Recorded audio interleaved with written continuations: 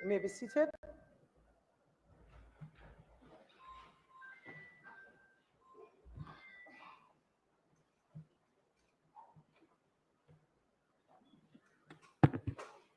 The honor is mine again to welcome everyone to this sitting of the Honorable House of Representatives for Tuesday, December 10, 2024. I would like to extend special welcome to those joining us by the various social media platforms, particularly PBCJ, and for those seated here in the gallery. Today is going to be a long session. We have 5 constituency debates to be heard, and so we will jump right into it. Call of the roll.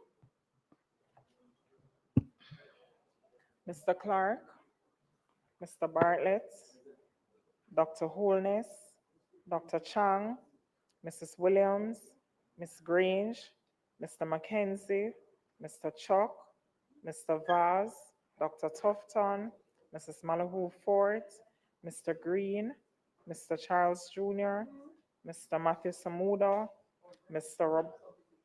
Robert Morgan, Mrs. Cuthbert Flynn, Mr. Main, Mr. Davis, Mr. Terrelong, Mr. Hutchinson, Mr. Witter, Dr. Dunn, Mr. Brown, Dr. Brown Burke, Dr. Charles, Mr. Chin, Mr. Cousins, Ms. Crawford, Miss Daly, Mrs. Dalrymple Philibert, Miss Davis, Mr. Golding, Mr. Graham, Dr. Guy, Miss Hamilton, Miss Hannah, Mr. Enriquez, Mr. Henry, Mr. Hilton, Mr. Jackson, Mr. Lawrence, Miss Lee, Mr. Miller, Mr. Montague, Miss Morrison, Mrs. Nita Garvey, Mr. Paulwell, Mr. Phillips,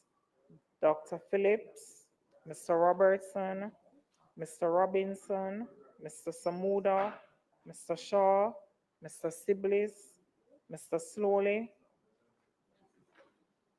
Mr. Smith, Mrs. Vaz, Mr. Warmington, Dr. Wheatley, Mr. Williams, Mr. Wilson, and Mr. Wright. Thank you, Madam Speaker.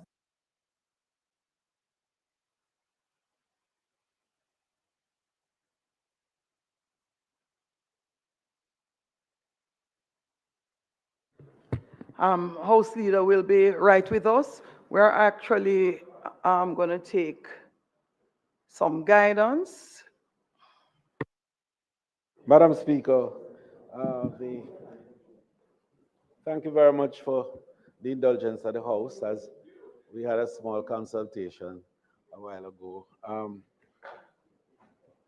Madam Speaker, the agenda for today is a very packed one, and it requires a level of efficiency on the part of our presenters, particularly in relation to the debate as we close the State of Constituency debates this afternoon.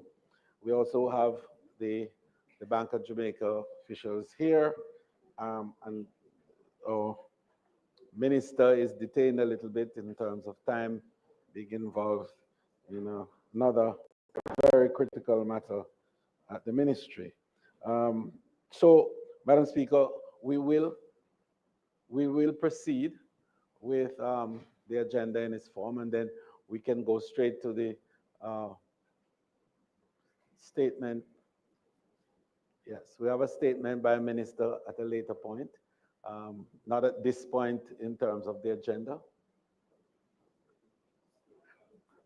Madam Speaker, I beg for a 5 minutes recess to allow for us to just tidy up, so the House leader on that side and myself and you, Madam Speaker, to just tidy up the business of the day. May it please you, Madam Speaker.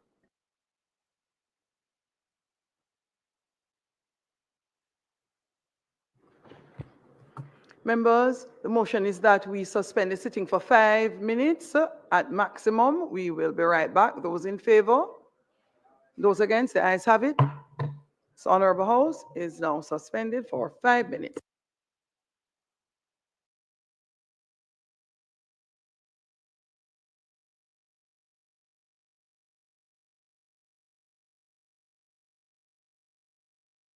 We need a more balanced and resilient economy in an era of growing food insecurity.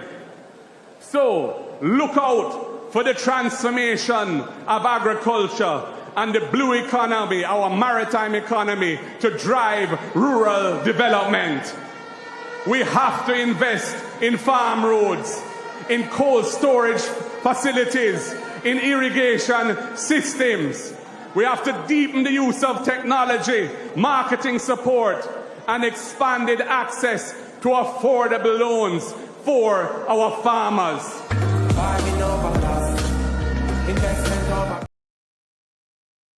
Investment in human development must be the key. It must be the key. And when it comes to education, the People's National Party's conviction remains the same. Education, education, education is at the top of our priority list. We are committed to building an education system that is inclusive, equitable, and excellent. Bold steps and real investment are needed to ensure that every child, from the earliest years through to tertiary education, has the opportunity to succeed. We have the plan, and we are ready. Today, I reaffirm our party's commitment to excellence in education. Our approach to early childhood development will provide performance-based incentives for early childhood facilities to give them additional resources to improve standards. At the primary and secondary levels, we will implement a comprehensive program that is targeted and provides targeted support to each aspect of the curriculum. Expanding access to tertiary education is also a critical part of the mix. I have long advocated for the removal of guarantors for student loans, a policy that this government has eventually adopted, and it was a significant step forward. And we are in full support of that, because we put the interests of Jamaica.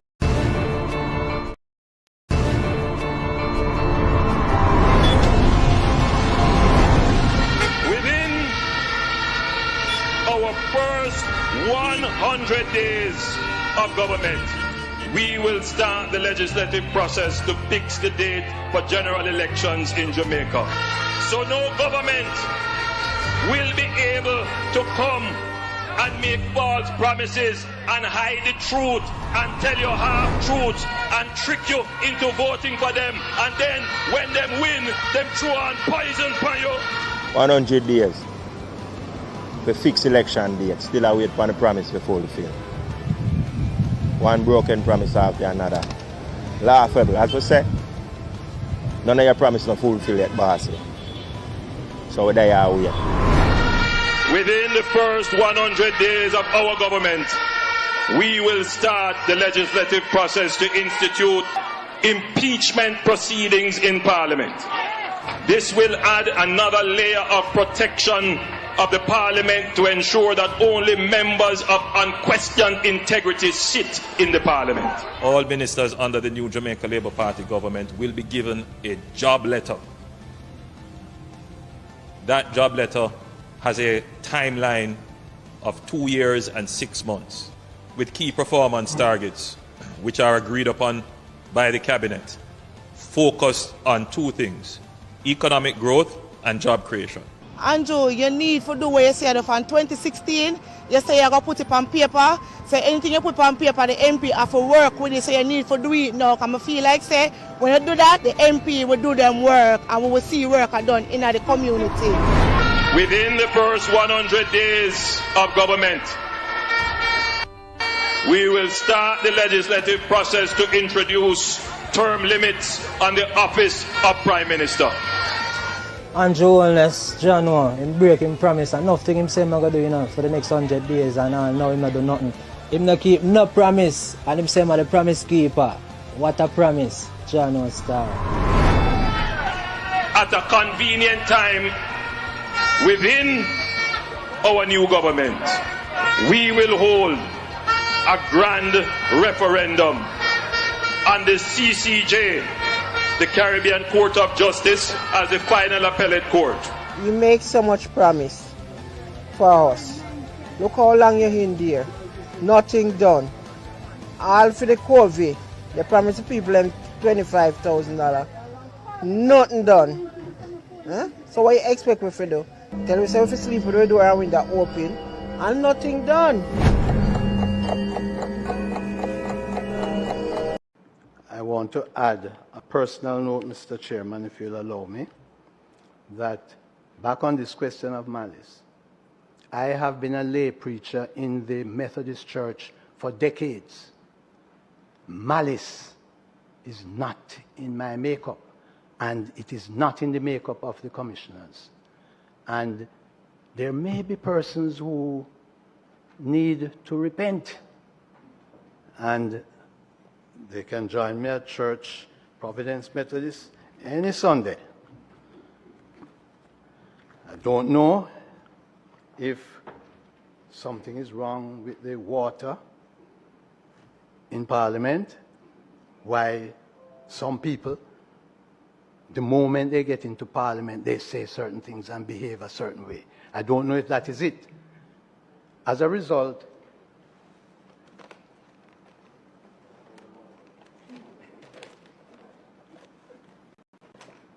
I decided that I wasn't going to take the chance of drinking any water here.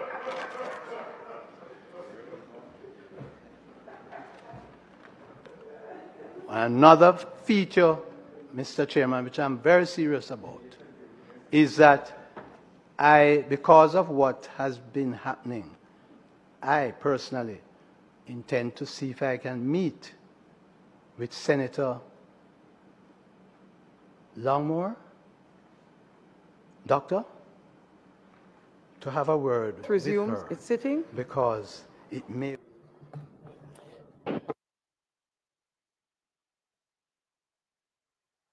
House Leader, I'm going to sit and I'm going to just do a reminder of procedure, and I'm hoping this is the second and last time. If the House breaks, when the Speaker walks back into the House, the members are required to be standing. And it's my second time. And you are not supposed to be standing with your back turned and having a good chat and lucky enough to be standing. You're required to be standing. And the gavel alerts the marshal and the House that we're going to replace the maze and recommence the sitting. Right, so members, House Leader, first, thank you for your indulgence. Yes, member, would you be so kind as to use the mic, member?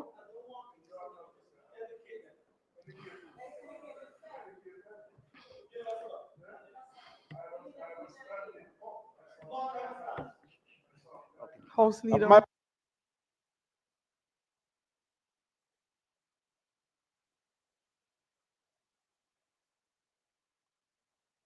Yeah, Madam Speaker, thank you very much, and thank the House for its indulgence in allowing us to work through this small issue that we had to deal with, and I appreciate the support of the Leader of Opposition Business in this regard. Madam Speaker, in order to ensure the smooth moving of the agenda, I beg to move for the suspension of all the items leading to public business, so as to allow the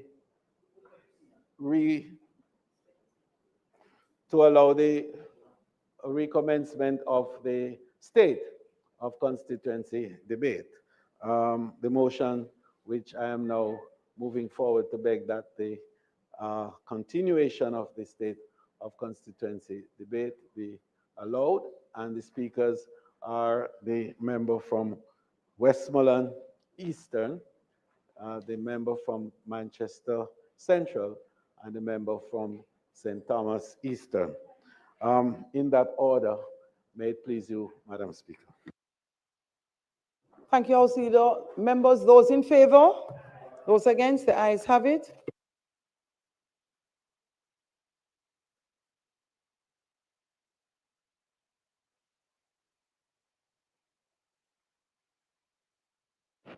No.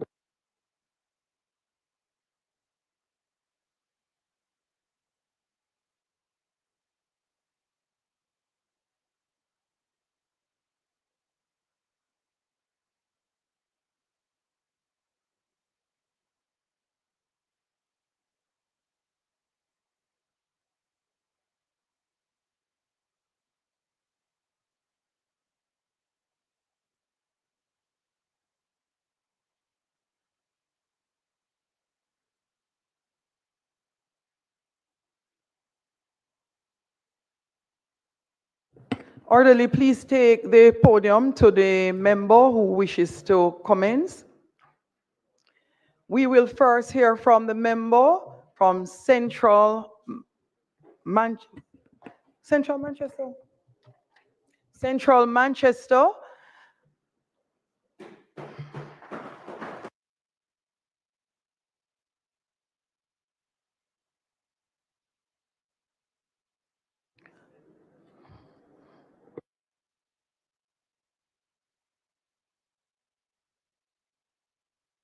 Members, I'm not sure what is happening, but when the House Leader announces the order in terms of housekeeping points, if you would like to go second, third, fourth, you need to have that discussion with the House Leader. It's untidy to do it on the floor of the Parliament.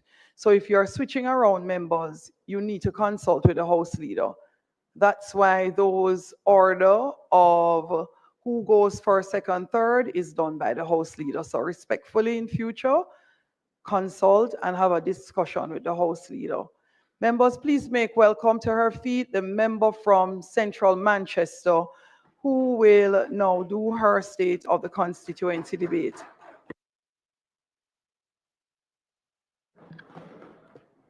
Madam Speaker, with pride and a deep sense of purpose, I rise to account for the steadfast work and solid achievements as Member of Parliament for Manchester Central, a constituency now regarded as a model for others to emulate.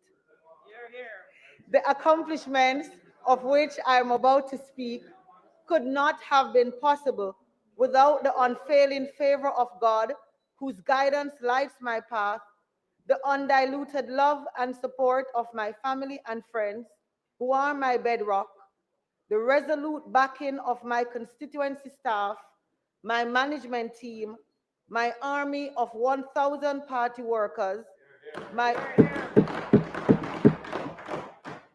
parliamentary colleagues on both sides of the aisle, and the ever-generous members of the business community. Being in the 5th year of my first term, it is imperative that I reflect on my journey and highlight the tangible accomplishments that have transformed Manchester Central over the past 4 years. Each initiative speaks to my commitment to shared prosperity and my unwavering dedication to addressing the needs of my people. The South Coast Highway. Initiated in 2020, the $200 million Maypen to Williamsfield leg of the South Coast Highway opened in 2023. It created hundreds of job opportunities for my constituents and significantly reduced travel time between Maypen and Kingston. Today, it continues to enhance access to employment, housing, commerce, and other essential services. The Greater Mandeville Water Improvement System. Significant progress has been made on this project, with well pumps installed, aging infrastructure replaced, and a new 200,000-gallon steel tank constructed. Over 5,000 customers now access water for the first time or benefit from improved supply. Wow, for the first time. Upon completion in a few months, approximately 35,000 residents, including those in neighboring Manchester and St. Elizabeth constituencies, will enjoy reliable access to this essential resource. Mandeville Traffic Management System. The 80 million JMD system, launched in 2021, addresses persistent congestion in Mandeville. Phase 1, which has already been completed, demonstrates improvements including new turning lanes, expanded two-way roadways, signalized intersection, better drainage, and rehabilitated roads, resulting in safer and smoother travel. Good government. Phase 2, which is about to commence, will see further enhancements to traffic flow along key corridors. Housing solutions. In 2021, we delivered 112 units under the Perth 1 housing development, including 80 service lots and 32 bedroom units, while constructing 5 3-bedroom units through the whole program. In phase 2 of Perth housing, 42 bedroom units and 10 service lots have already been handed over. When phase 2 is completed, a total of 458 two-bedroom units and 773 service lots will become available. Additionally, 9 families now have homes at no cost to them under the Hope and Indigent Housing Programs, with the 10th recipient soon to receive keys.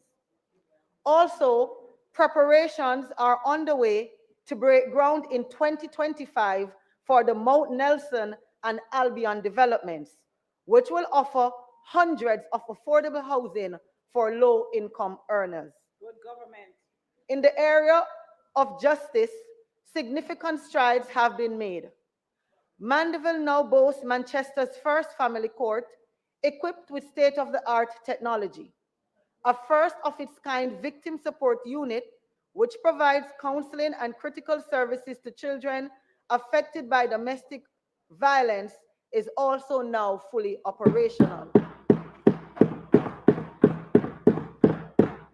The newly commissioned Justice Center offers key Ministry of Justice services, including restorative justice, child diversion, and mediation. Additionally, plans are underway for a regional complex in Mandeville to handle cases from Clarendon and St. Elizabeth. Education and road improvements. The 87.17 million JMD special education block, dubbed Campus 2, is a transformative development for students with special needs. It will see expansion shortly to fully relocate the Albion Primary School. Further, advanced plans are in place to improve facilities at the following high schools: Belfield High School, Belair High School, Mayday High School, Mount St. Joseph High School, Manchester High School, and the Carteret College. Madam Speaker, over the past 4 years, 170 million JMD was invested under the RoadAfix program to improve Manchester Central's road network. Current efforts focus on rehabilitating 23 new roadways through the following initiatives are underway: Christmas Patching Program, REACH Program, JBI Grant Funding, a program which supports constituencies impacted by bauxite mining, TPD co-funded, allocated to each constituency for constituency projects, and the SPARK program.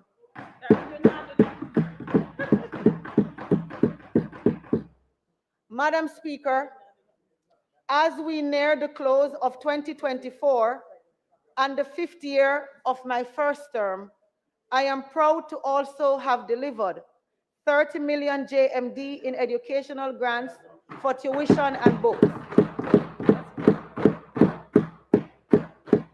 5 million JMD to various sporting programs, 5 free community Wi-Fi hotspots, 3,496 funeral and medical grants, 1,500 skills training and certification opportunities, 610 building grants, 522 farming grants, 435 technological devices, laptops and tablets, 279 entrepreneurial grants, 170 farm work opportunities, and 301 water tanks.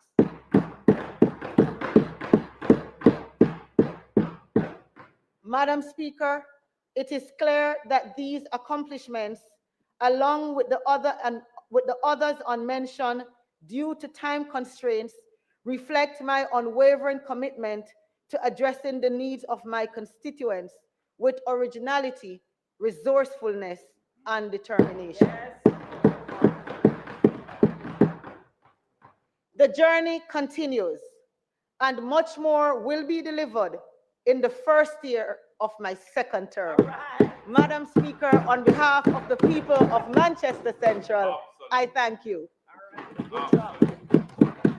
Second term loaded. Thank you. House Leader.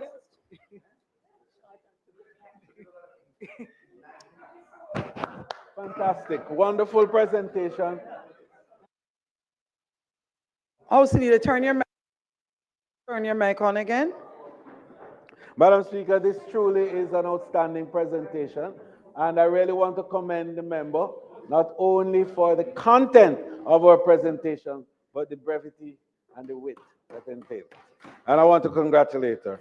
Madam Speaker, I beg to move for the suspension of the State of the Constituency debate, and further to ask for a recommittal of the item motions given orally, so as to allow for me to take the motion with regards to the Bank of Jamaica's presentation of the monetary policy of Jamaica and to facilitate this. Madam Speaker, I'm obliged to indicate my appreciation to the members for allowing this adjustment, because the governor of the bank and the team have been here waiting from 2 o'clock. I think that it is appropriate that we should try and bring them. So the motion is before you, Madam Speaker. So members, we would do one single announcement to facilitate this process of going to standing finance and hearing from the BOJ, and we will also take the item motion to facilitate the standing finance committee for the purpose. Members, those in favor, those against, the ayes have it. Clerk?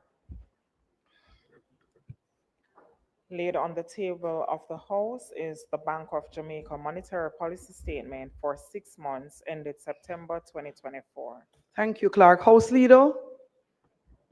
Madam Speaker, I beg to move now for the item notice of motions given orally to preempt the other items before it, so as to allow me to move the motion with regards to the Bank of Jamaica's monetary policy statement. May it please you, Madam Speaker. House Leader actually took both of them. Yes, House Leader. So you may go right ahead, House Leader. Madam Speaker, orderly would need to call BOJ. So House Leader, no, please prepare. Not as yet. Madam Speaker, on behalf of the Minister of Finance, I beg to give notice that at the next meeting of the House, I will move the following motion. Be it resolved that the Bank of Jamaica Monetary Policy Statement for the 6 months ended September 2024, which was laid on the table of the House on the 10th day of December 2024, be referred to the Standing Finance Committee for consideration and report. Madam Speaker, I further beg to give notice that at a later stage today, I will move for the suspension of the standing orders to enable me to take this motion. May it please you, Madam Speaker.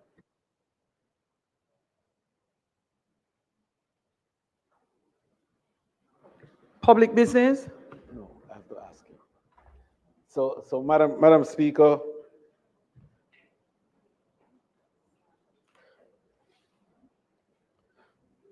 Madam Speaker, I now move for the suspension of the standing orders to enable me to take the motion, notice of which I gave earlier. Thanks, House Leader. Those in favor? Those against? The ayes have it. Please set up very, very quickly. House Leader? Yeah, Madam Speaker, I now ask that the motion be approved. The question is that the motion be approved. Those in favor? Those against? The ayes have it. Madam Speaker, I ask that the meeting of the House be suspended for the Standing Finance Committee to meet to consider the Bank of Jamaica monetary policy statement for the 6 months ended September 2024, which was laid on the table of the House on the 10th day of December 2024. Thank you, House Leader. Those in favor? Those against? The ayes have it. The meeting of the House is suspended for the Standing Finance Committee meeting to be held. Please call in VOJ. We are now in Standing Finance Committee members.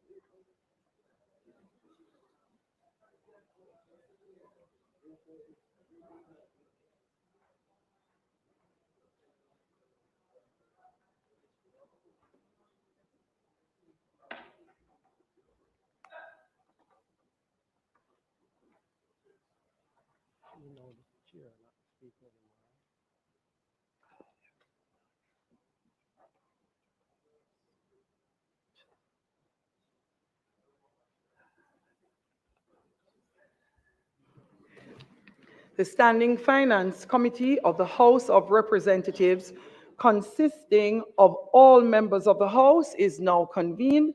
May I ask Minister Malahoo Fort to pray for us? Thank you. Let us bow our heads and hearts in reverence before the Almighty God. Lord, we come in belief on your holy words that whatever we do, if we commit to them to you, they will succeed. We thank you for the privilege of serving our fellow man in the respective roles that have been entrusted to us. As we deliberate on important matters of state and nation, we ask for continued wisdom and guidance, so that whatever we do will be done to your glory and honor. Amen. Thank you so much, Minister. Members, you would have remembered that on the 10th day of December 2024, the House of Representatives, by resolution, referred the Bank of Jamaica monetary policy statement for the 6 months ended September 2024 to this committee for consideration and report. This statement is now before us for our consideration and report. This committee is now ready to start its deliberations, and I'll ask the leader of the House to inform us on how we will proceed. Thank you very much, Madam Chair.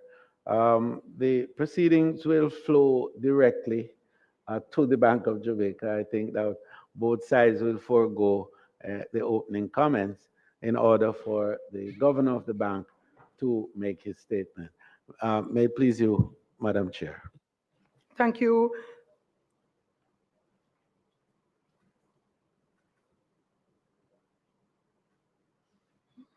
Okay. Bank of Jamaica, Governor, would you be so kind as to introduce your team and then proceed? Thank you, Madam Chair. Members, good afternoon.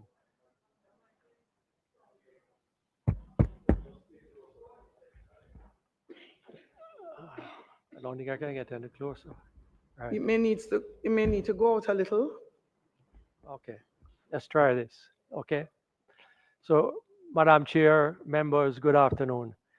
Today I have with me Dr. Wayne Robinson, who is a Senior Deputy Governor, Dr. Jadea Lewis, Deputy Governor in charge of financial institutions, and Mr. Robert Stennett, who heads up our economic research division. It is a pleasure for me to once again participate in this meeting of the Standing Finance Committee. My remarks will largely be focused on our recent policy decisions, which are aimed at fulfilling our primary mandate of price stability. These remarks also provide updates to some of the data contained in the bank's report to the committee. The bank's Monetary Policy Committee last met in November of this year and decided to continue the gradual easing of its monetary policy stance. The bank's policy rate was lowered by 25 basis points to 6.25%, effective on the 22nd of November 2024. The MPC also reaffirmed its commitment to ensuring continued stability in the foreign exchange market. The decision to further ease monetary policy reflected the committee's view that A, following the temporary impact of Hurricane Beryl on prices, inflation is becoming more anchored in the bank's target range of 4 to 6%, and B, the inflation outlook has improved. However, in the context of some emerging uncertainties, the MPC also noted that future interest rate adjustments will, of necessity, be gradual and will continue to depend on incoming data. As is customary, I will now review some of the economic developments over the first half of the fiscal year and discuss the outlook in more detail. Looking at Jamaica's macroeconomic performance in the period April 2024 to September of that same year, inflation has continued to moderate. On the 15th of November, the Statistical Institute of Jamaica reported that headline inflation at October 2024 was 4.9%, which was lower than the rate at September 2024. Core inflation, which excludes the prices of agricultural food products and fuel from the Consumer Price Index, was 4.5% at October 2024, representing the 16th consecutive month that core inflation has been below 6%. With perhaps a brief and unwelcomed interruption caused by Hurricane Beryl, the sources of inflation have been moderated. First, inflation expectations in Jamaica remain on a consistent downward path. In Bank of Jamaica's September 2024 survey, businesses lowered their expectations for inflation 12 months ahead to 7.6% from 8.2%, a continuation of the declining trend since the middle of 2022. Second, both the change in the exchange rate and businesses' expectations about the pace of depreciation in the future have remained fairly stable. I'm Jared Blakely from Blakely Law Firm, and I'm here to tell you about a concerning problem that is occurring all over South Florida. Car accident injury victims are being contacted right after their accident by criminals, illegally soliciting them in violation of Florida law. If a stranger calls or texts you immediately after your car accident, they may be committing a crime. Do not speak to them and do not give them your personal information. You're supposed to find your lawyer, not the other way around. Call me right after your car accident, because I won't be calling you. 1-800-602 in the market. BOJ sold over US 1.1 billion via its BFixit facility over the 12 months to the end of November 2024, compared to US 937 million sold over the similar period 12 months to the end of November 2023. However, it is important to note that the bank net purchased approximately US 1.1 billion over the same period in 2024, which in part resulted in the gross reserves increasing to 5.5 billion at the end of November 2024. The bank is committed to ensuring that the foreign exchange market remains stable. The third source of inflation that has moderated is international commodity prices. The international prices of grains, particularly wheat, corn, and soybean, for the September 2024 quarter were lower on average by approximately 25% compared to the September 2023 quarter. Energy and shipping prices also declined in the September 24 quarter. Importantly, too, inflation in the US fell to 2.6% at October 2024 from 3.2% a year earlier. Lower grain price inflation and lower US CPI inflation have reduced the pace of increase in Jamaica's import costs. The continued existence of these factors increase the likelihood of a further reduction in interest rates in the US, all of which benefit our economy. Finally, demand in the economy continues to moderate. Some of this is a result of the bank's past monetary policy decisions to reduce inflation. However, the shock to the Jamaican economy from Hurricane Beryl also significantly slowed growth. The Jamaican economy is estimated to have contracted over the 6 months to September 2024.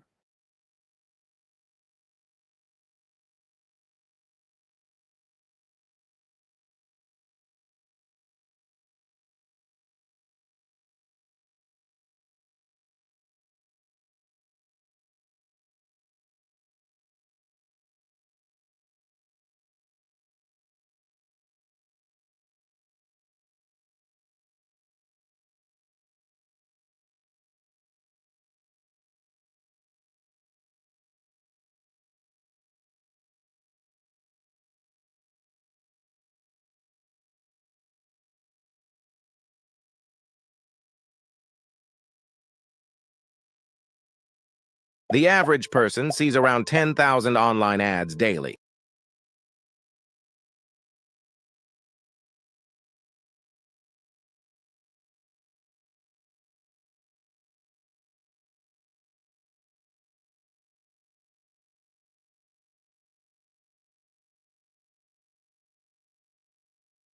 September 2024.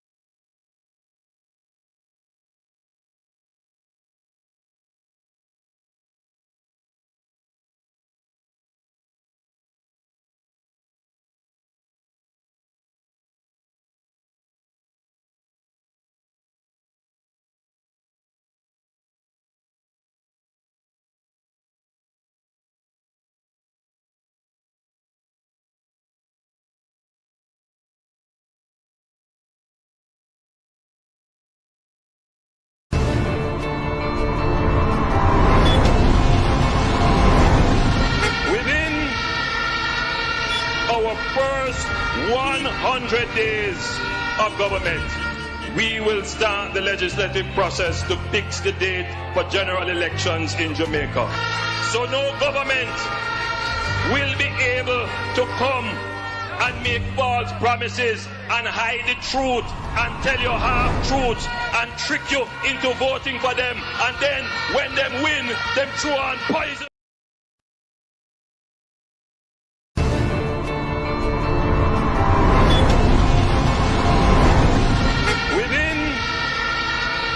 Our first 100 days of government, we will start the legislative process to fix the date for general elections in Jamaica.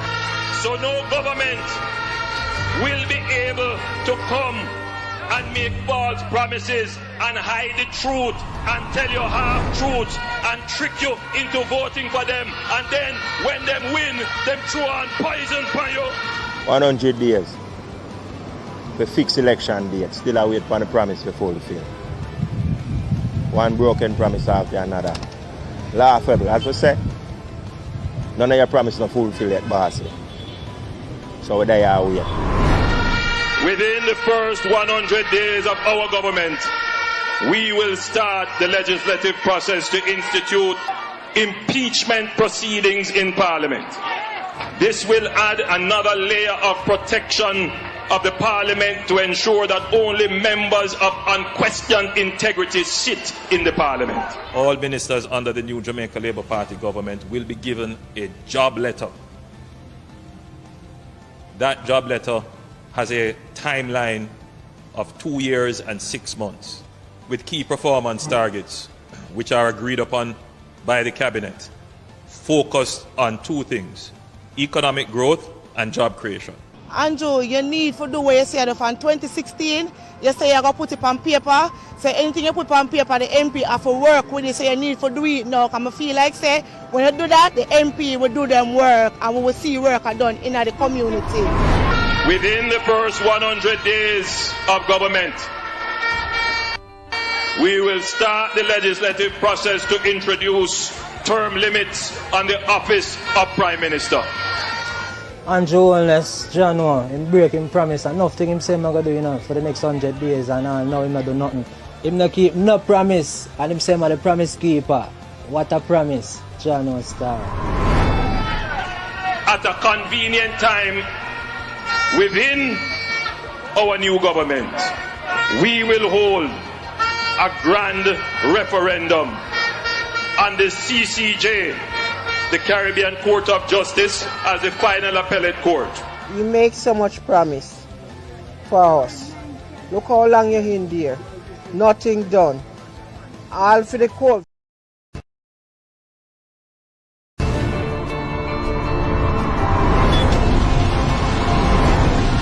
Within our first 100 days of government, we will start the legislative process to fix the date for general elections in Jamaica. So no government will be able to come and make false promises and hide the truth and tell you half-truths and trick you into voting for them, and then when them win, them throw on poison for you. 100 days to fix election date, still await for the promise to fulfill. One broken promise after another. Laughable, as we say. None of your promise not fulfill yet, boss. So there you wait. Within the first 100 days of our government, we will start the legislative process to institute impeachment proceedings in Parliament.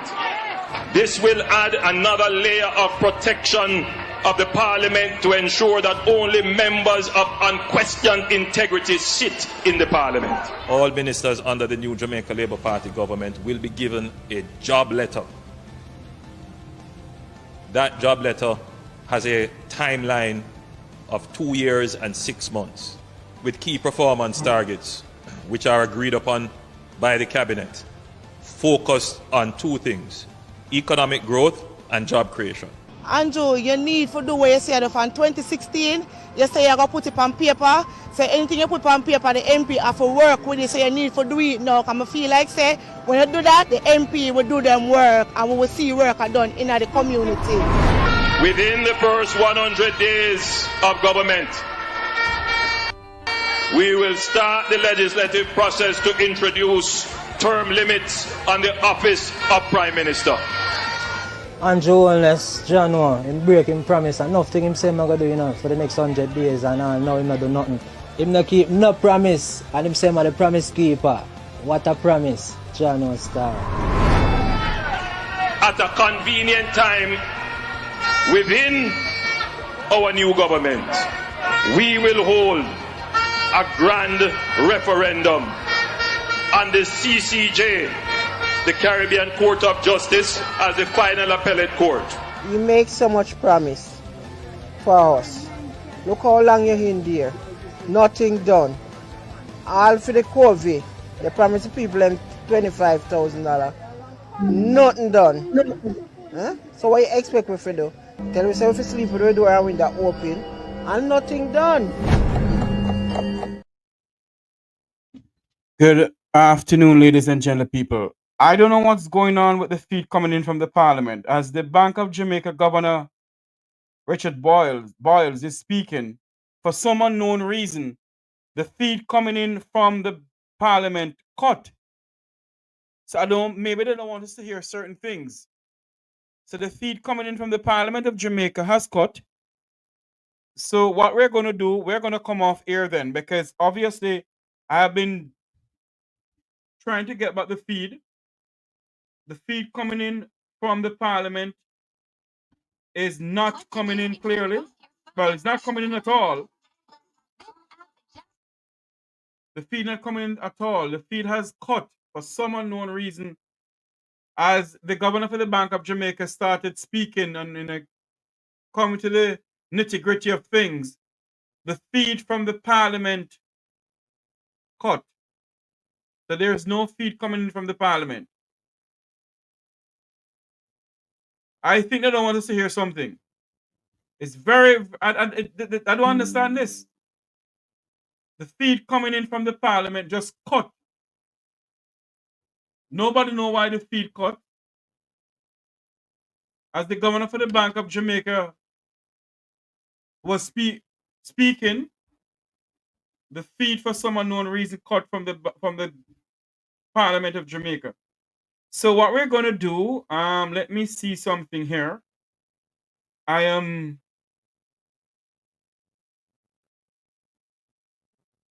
me see something here. Just a moment here. Let me figure out something here.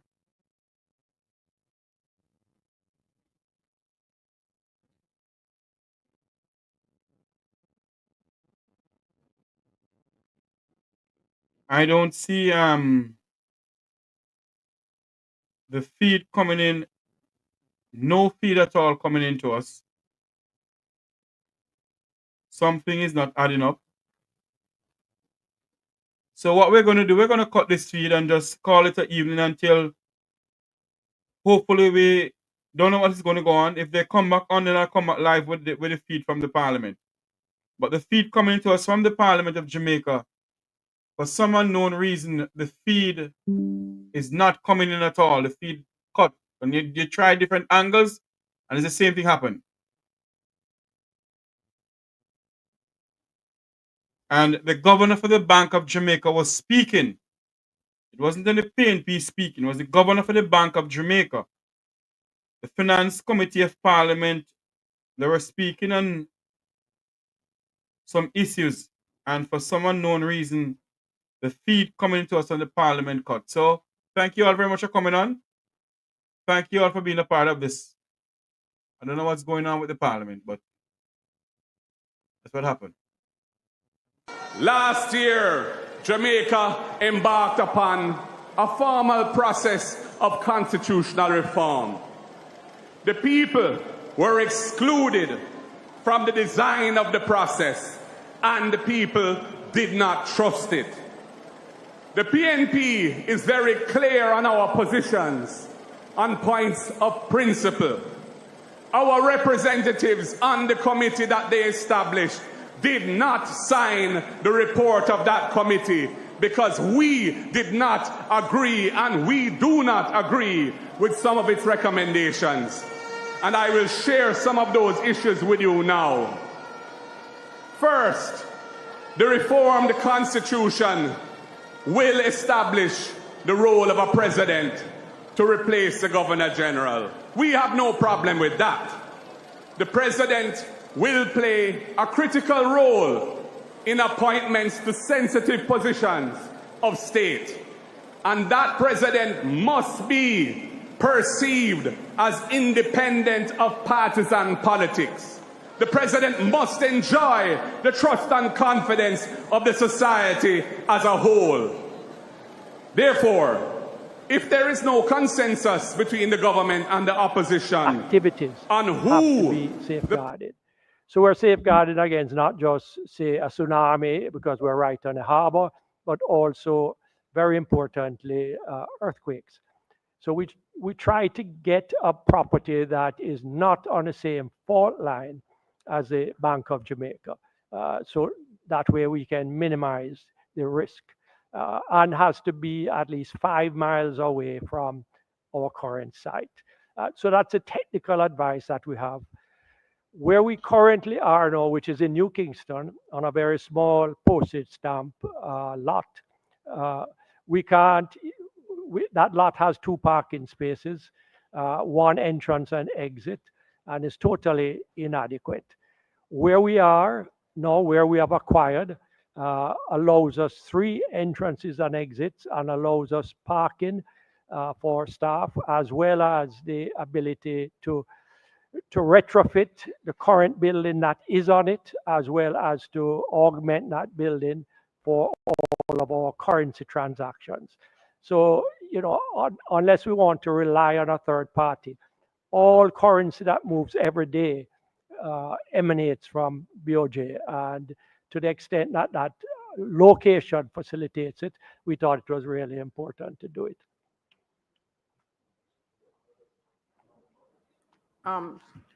You would have a challenge with follow-up.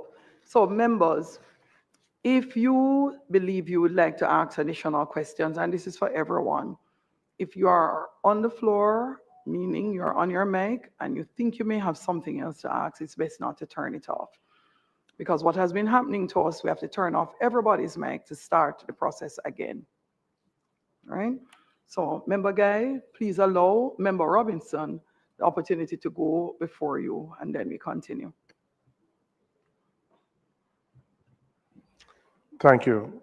So the property acquisition, the BOJ has no plans to, it's solely going to be used for the purposes of back office operations. You have no plans to do real estate development or anything of that nature on that property? No. Okay. All right. Thank you. Thank you, Madam Chairman. Thanks, Member Robinson.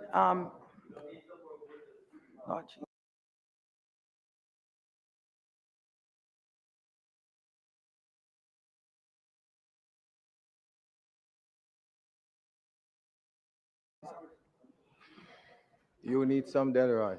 Thank you, Madam Chairman. And there is hardly any difference between the rates that you get from one bank to the other. So how would this particular system help in this particular scenario? We know that elsewhere it would work, but we are borrowing something that, and I commend the establishment of it, but the banks are where the challenge is in terms of all of them charging the same interest rate, all of them charging the same on savings rate, whatever pittance they give. So how does it help the customer, the consumer out there in your establishing this? Second question.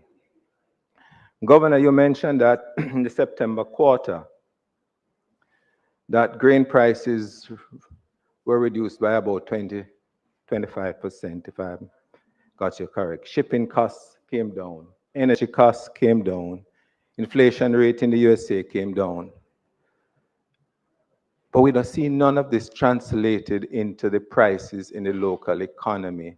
Because when the price of corn was very high, the chicken producers in this country, the poultry producers, claim that the reason for the increase in the price of chicken meat was because of the increase in the inputs. Now that we have seen that whatever caused the inputs to increase on the international market the prices have fallen, and this is probably not in your remit, but why is it that we're not seeing translating into a fall in the price that consumers of the same products that they claimed were increased as a consequence of the inputs. If I could start with the last question. Yes, but Pilot Institute is educating the next generation of pilots. With more than 15,000 five-star reviews, see why Pilot Institute is the new standard for aviation education. Join over 150,000 happy pilots. Visit pilotinstitute.com today.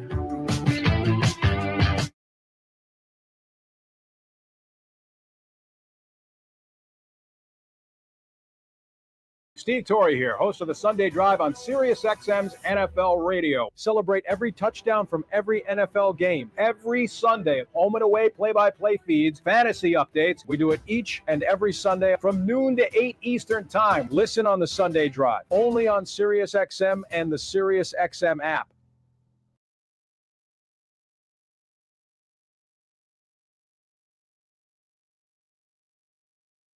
at least 15%, 20%.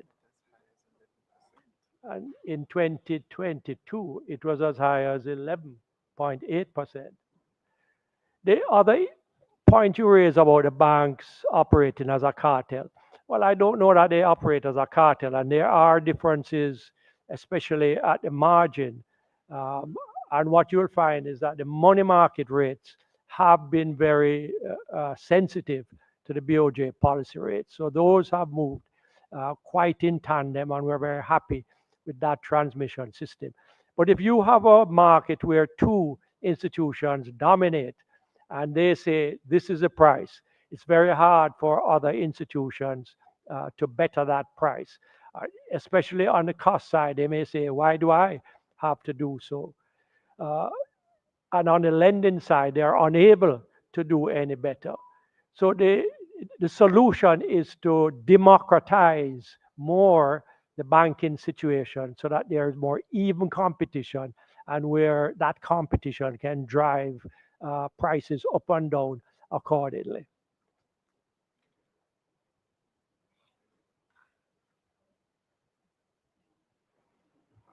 Member Malahoo Ford. Thank you, Madam Chairman. I was just looking to get something right. Want to commend the governor and his team for the recent award that the Bank of Jamaica received.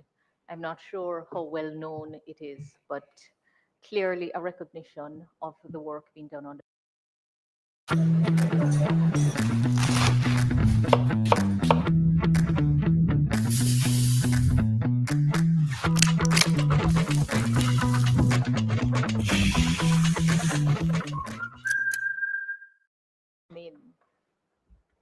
I pass it over to the expert on ATMs. Welcome.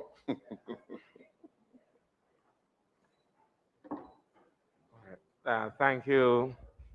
Thank you so much for that question. So we would have implemented a service level standard for ABMs in April of this year. And we have been tracking the performance of each DTI on a monthly basis and publishing those reports, both on our website and in both major newspapers. We've been monitoring their compliance against the standard, and each of them have submitted to us board-approved plans, meaning their board members have approved action plans to bring themselves into conformity with the service level standards.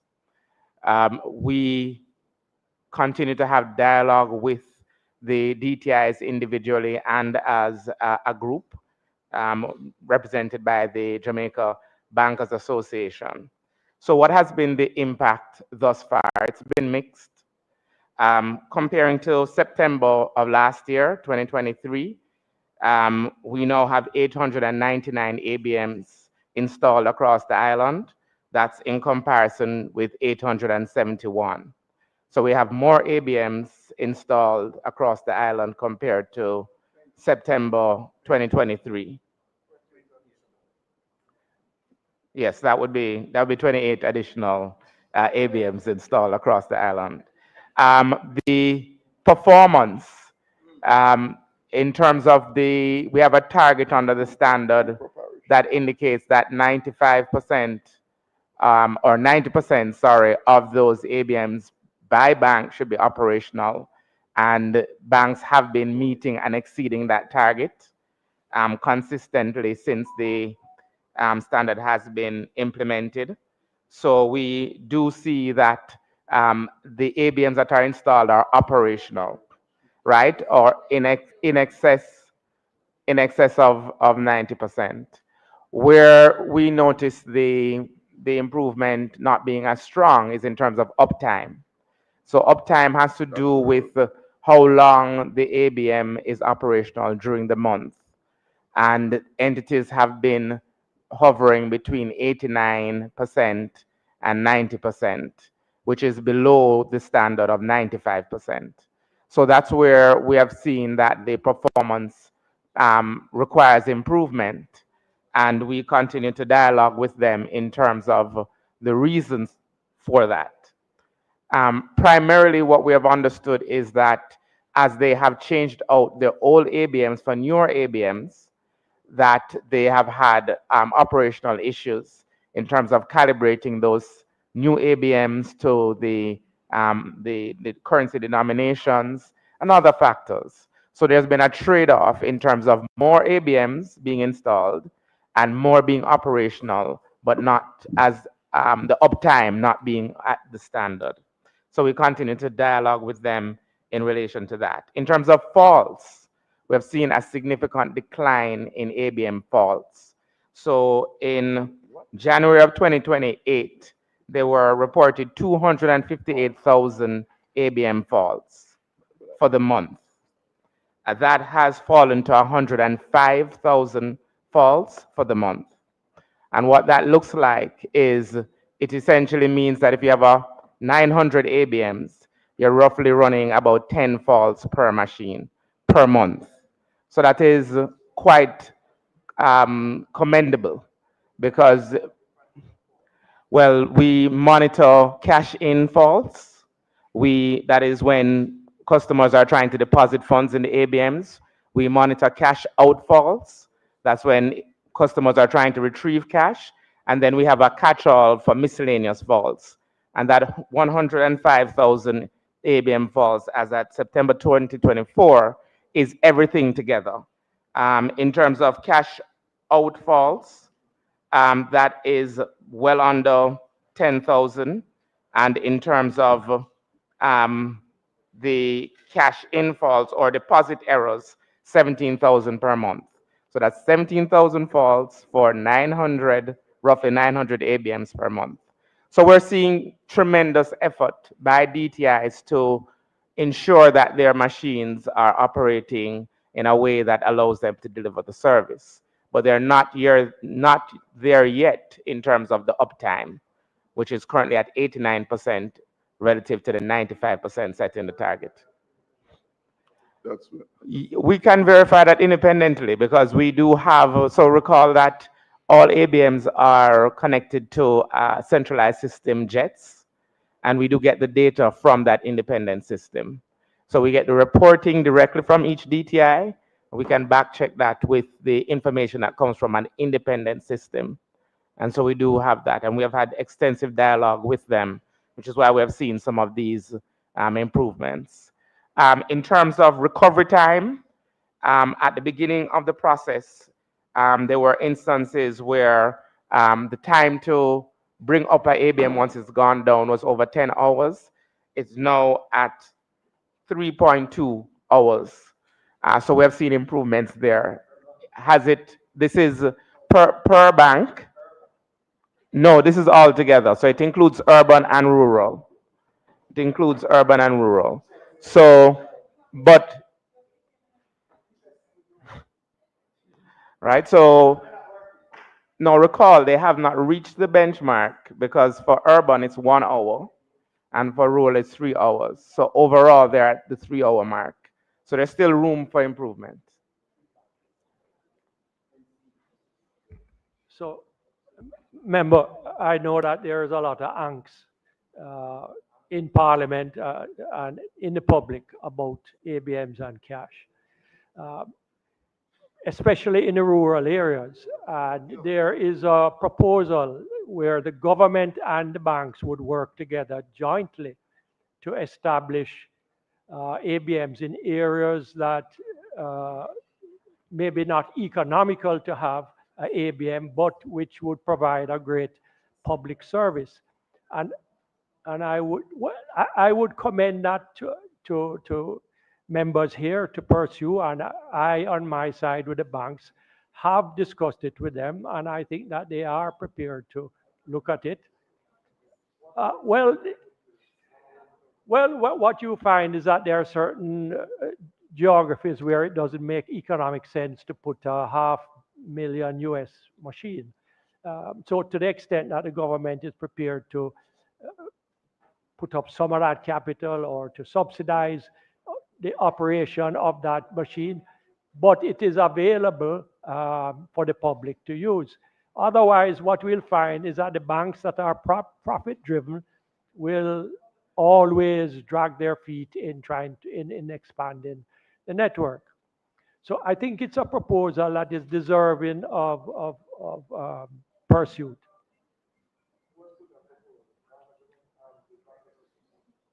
It's a proposal that I discussed here at, I think it was the last Standing Finance Committee.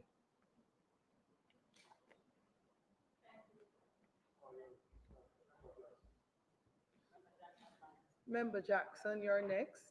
Thank you very much, Madam Chair. Let me repeat, and I will not give this guidance to the House again. I'm going to double check when the mic systems came into place. They work the same way since the day they came into place. The moment you touch your mic, you are next in line. The speaker makes no determination, nor does the chair, as to who speaks. The moment you disconnect your mic, you are now back at the line when you turn it on again. And if you think you want to speak again, keep your mic on. I think everybody knows me. So I will only follow the mic rule. I'm not even looking up. I press the mic, and the person whose mic goes red, that's the next speaker. Member Guy, Jackson. Thank you, Madam Chair. Just a pick up on the ABM machines. My colleague have touched on it, but a couple of points, Governor. I'll start with the last one you mentioned first. The machines in spaces that are deemed not economically viable for the banks. You know, if that principle was to be applied to the JPS, many rural areas wouldn't have any electricity. And in many markets, you have some high revenue customers, you have some high revenue areas, and you have some low revenue areas. But if it is approached from the perspective that full coverage or near full coverage is desirable to serve the society, it can't be that the banks cherry pick those high density areas and those in the relatively low density area suffer altogether. The level of business in the high density areas is expected to carry those in the low density areas. That's one I want to make. In respect to the question of the safety of machines, and that's a reasonable concern, nobody's going to put up, you know, as I say, $500,000 in an area to be vandalized at a high risk of being vandalized. Where I think the government can come in is there are some public spaces which are relatively safe, such as police stations.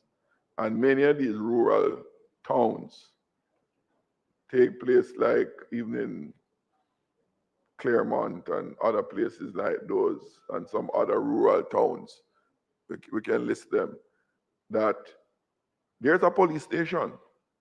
There's a police station. Police stations are open, if not 24 hours per day, but many hours for the day. Those are possible areas that they can be placed so that access can be made available with a reduced risk of vandalism or theft of the machine.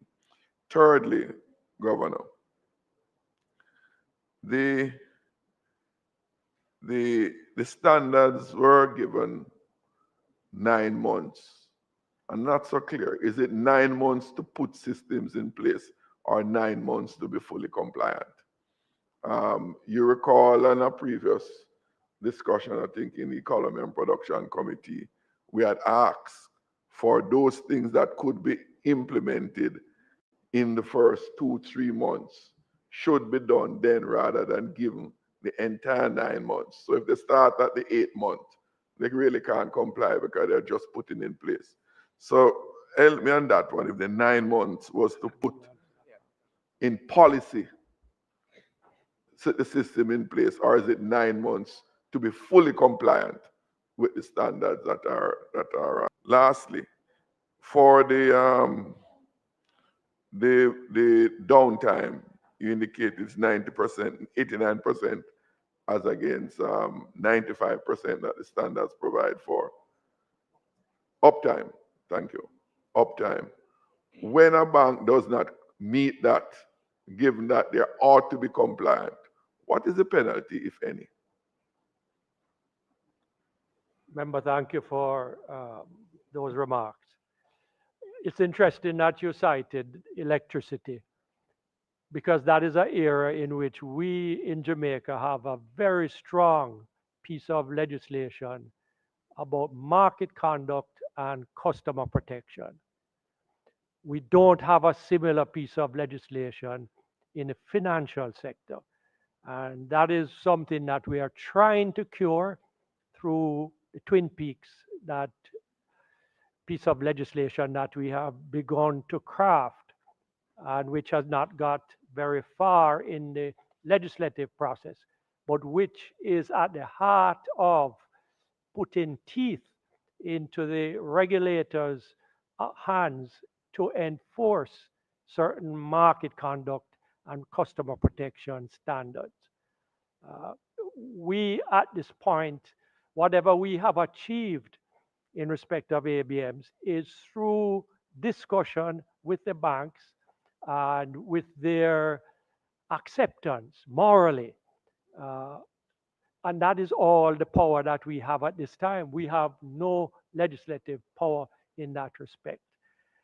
I would say too, one of the things that we have to be prepared for, banks are all private sector firms. And to the extent that an ABM is uneconomical, to be subsidized by an ABM that is more economical, you'll find that generally fees rise with ABM machines. So I think that is the kind of downside to forcing ABMs to be established in uneconomic areas. But I think the point about security and telecommunications connectivity is just as important. And to the extent we can provide that in areas where we don't have ABM services. There are many towns where there's one ABM. And if that goes down, then the next 50 miles around has no ABM. At Harbor Freight, we do business differently from the other guys. We design and test our own tools and sell them directly to you. No middleman. No folks in suits telling us to raise prices for the heck of it. Just quality tools you can trust at prices you'll love throughout the Christmas season.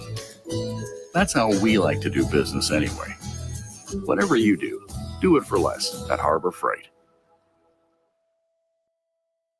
Of ABM facilities.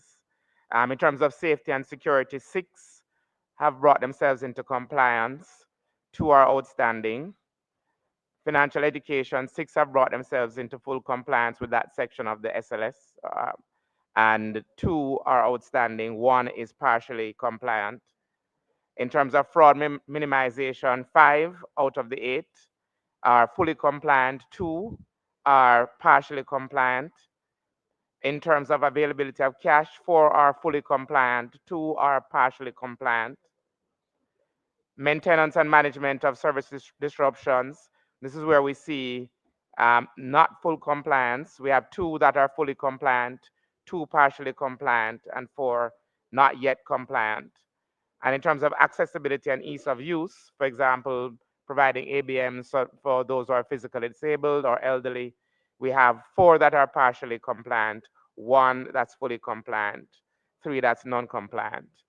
The information that we've received and the discussions we have had with them to date, there have been setbacks that have occurred in the context or in the wake of Hurricane Beryl. It did set back a number of DTIs in terms of their own plans. They have requested, many of them have requested extensions up to the end of the first quarter, a few to the second quarter of 2025, to bring themselves into full compliance. So our expectation is that at the next time we give this report, it would be a better report card.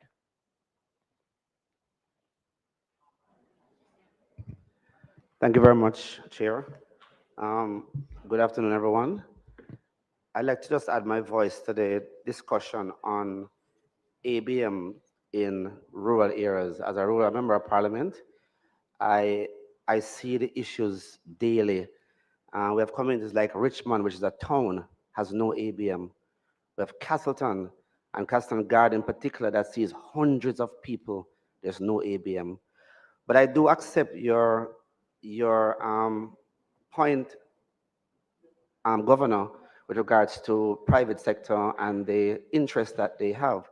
But the question I really want to ask is, in a service level agreement that you currently have, is there any way we could either look at a renegotiated service level agreement that looks at accessibility, and this is not accessibility from the disabilities side, but just for persons being able to access ABM in a particular geographical area, so at least persons can be served adequately? I think we can, but I think we're going to end up at the point where who is going to put that ABM in? And you know, the angst that I hear when I come here, I think it's deserving of looking into the idea of let's say that in each parish we're going to put 2 more ABMs in important towns. Let's do that as a pilot. I mean, I don't think that will be too expensive for us between the banks and the government to maintain. BOJ, well, we'll just have to pass less dividends to the government, if that is okay with you, Madam Chair. Madam Speaker, Chair, just a very short question.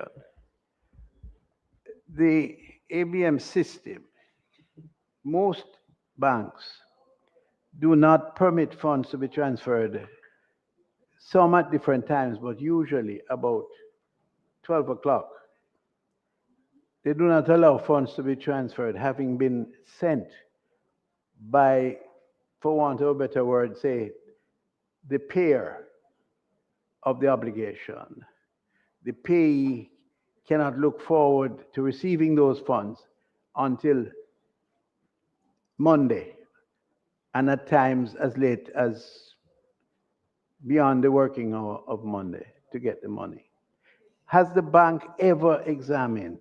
I know the obvious question is you have to be careful that in transferring money on the weekend where you're not up to full speed with staffing and so on. Could there not be a system put in place that would accommodate persons trying to transfer beyond that hour? Because what happens is that it carries a very bad image when someone expects to be paid and through no fault of theirs, the payer didn't get around to sending it before, say, midday. And they have to wait over the weekend. And those funds were very essential to their activities over the weekend. Has the bank ever looked into establishing a working relationship that would bring light to this? Because I'm telling you quite frankly, Madam Chair, it has caught me repeatedly, through my own fault, of course, but there's not even adequate circulation of the systems in place to alert many customers who fall prey to this late hour of making deposits from one bank to another. Not the same, well, in fact, yeah, not the same bank, but where you're going cross-bank to another institution from the one that you have as your personal bank. Thank you very much for that question. So this is something that we have been in discussion with the Jamaica Bankers Association on. One of the initiatives that they are considering is the implementation of a instant payment system. And that really will allow for the transfer of funds in near real time from one bank to another bank, regardless of the hour of day. It is still at the proposal phase. I'm sure they could be invited to make representation on their initiative and their intentions, but that would, I think, address that particular concern of funds not settling on the same day when it's being transferred from one retail bank to the other retail bank. So that's something that has been discussed. I believe there is broad support for it across the banking sector, and I believe they're in a position to give a fulsome update as to where they are on that matter. Well, I certainly hope that you will have great success in bringing it about, because it carries with it a sense of reputational damage to the uninitiated. In other words, somebody not aware of the technical reasons why you can't get the funds transferred at the same time or even that day end of. They think you don't have the money. And so you hear they will say things like, the bank don't send no money. And you say, but the money has been sent because I've made the order, but it don't arrive. So it creates in their minds a sense of doubt and uncertainty, an inconvenience, to say the least. So it is a matter that I think should be addressed at the earliest possible time.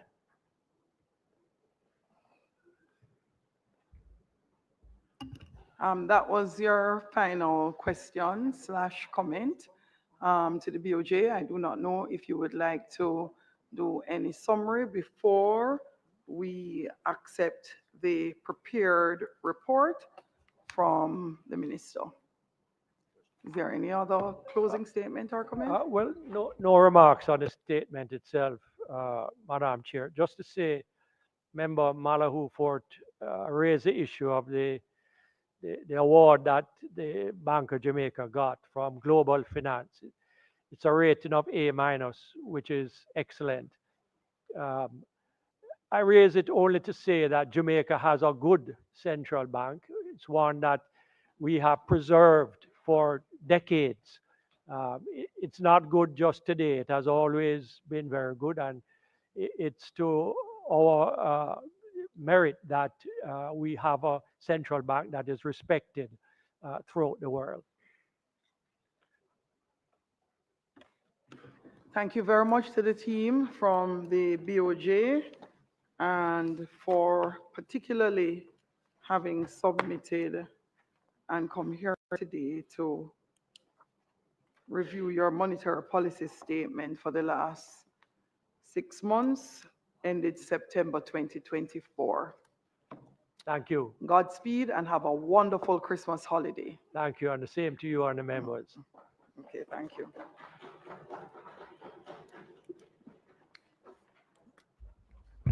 Members, the report of the Standing Finance Committee of the whole House of Representatives, consisting of all members of the House, on the Bank of Jamaica Monetary Policy Statement for the 6 months ended September 2024 to this committee is before me.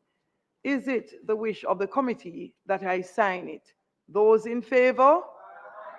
Those against? The ayes have it. The committee now stands adjourned.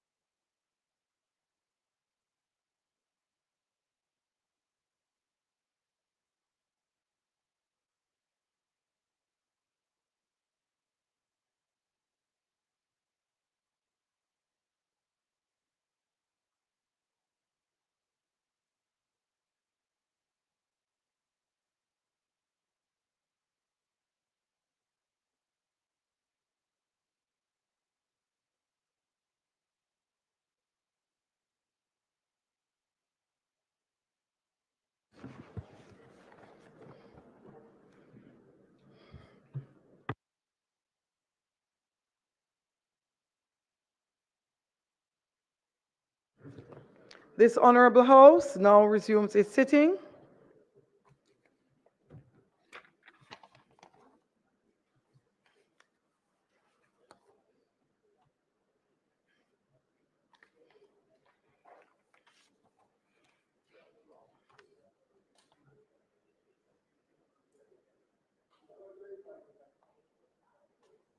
House Leader.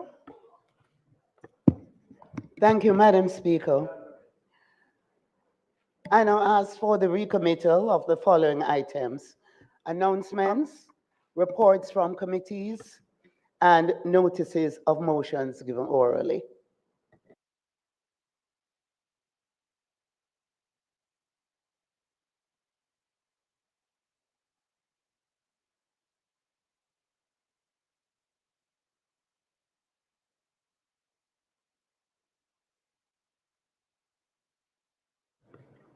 A moment, please.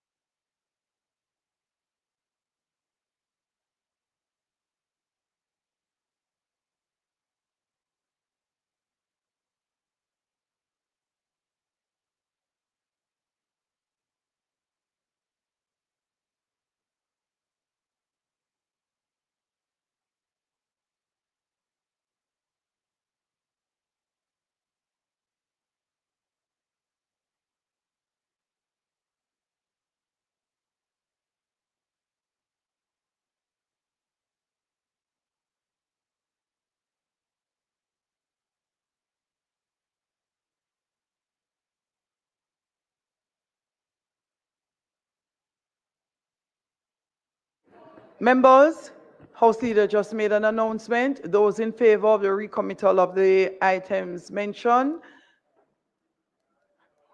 those against, the ayes have it. Clerk.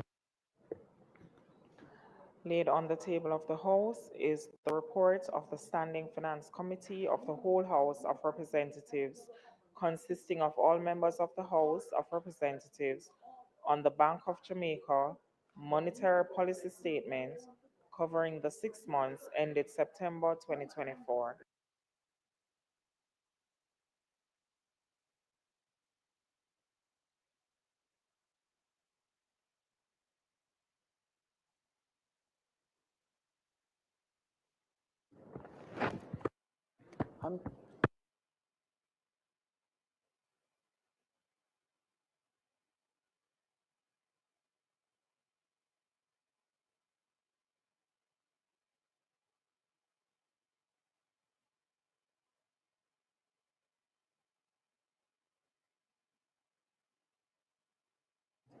Reports from committees.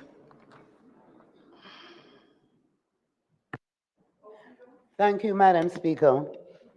Madam Speaker, I beg to lay on the table of the House a copy of the report of the Standing Finance Committee of the whole House of Representatives, consisting of all members of the House, on the Bank of Jamaica monetary policy statement for the 6 months ended September 2024 to this committee, which was laid on the table of the House on the 10th day of December 2024. Notices of motions given orally, House Leader. Madam Speaker, I beg to give notice that at the next meeting of the House, I will move the following motion.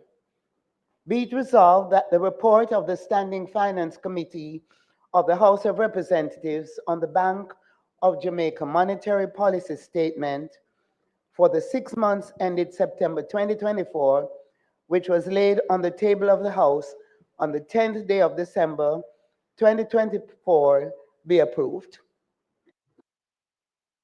House Leader, I'm going to ask that we continue and then we would go into public business from there. Thank you, Madam Speaker. Madam Speaker, I further beg to give notice that at a later stage today, I will move for the suspension of the standing orders to enable me to take. Thank you. Thank you, House Leader. House Leader, since you're on your feet, I'll go into public business and you could just complete your segment here before we take the continuation. Thank you, Madam Speaker, for your generosity. Madam Speaker, I now move for the suspension of the standing orders to enable me to take the motion, notice of which I gave earlier. The question is that the standing orders be suspended to enable the minister to take the motion, notice of which he gave earlier. Those in favor? Aye. Those against? The ayes have it. So, Madam Speaker, we have already discussed the matter. And so, on the motion, we have discussed the matter on the motion and asked that it be approved. Thank you, House Leader. The question is that the motion, notice of which Minister gave earlier, now be approved. Those in favor? Those against? The ayes have it. That is beautiful. House Leader, we have already heard one member. The listing was given prior. I see member from Westmoreland, Daniel Lawrence, here, Eastern Westmoreland. I note that one other member was called Eastern, somebody else was. Madam Speaker, I asked for a recommittal of the State of Constituency debate, and we have two remaining speakers. We have Mr. Daniel Lawrence, MP Westmoreland Eastern, and Dr. Michelle Charles, MP St. Thomas Eastern. And then we will conclude the debate. Those in favor? Those against? The ayes have it. So we're at public business still, continuing the State of the Constituency debate. Members, please make welcome to his feet MP Daniel Lawrence, member from Westmoreland Eastern. That sounds pian. Members, make welcome to his feet.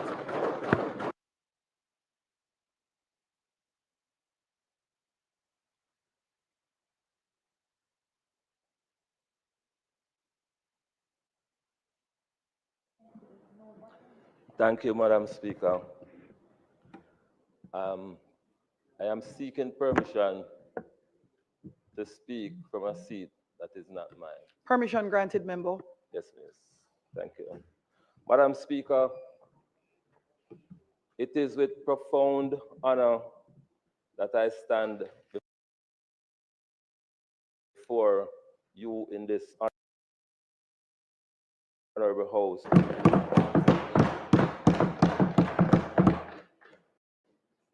Madam Speaker, being able to stand as a proud representative in a constituency which I was born and raised is not to the people of Westmoreland Eastern who has entrusted me with the diligent duty of leadership for the constituency. Thank you for believing in change and that the people in our constituency deserves better. Madam Speaker, permission to pay special recognition to my family who have stood with me through highs and lows. Madam Speaker, teamwork divides the task and multiplies the success.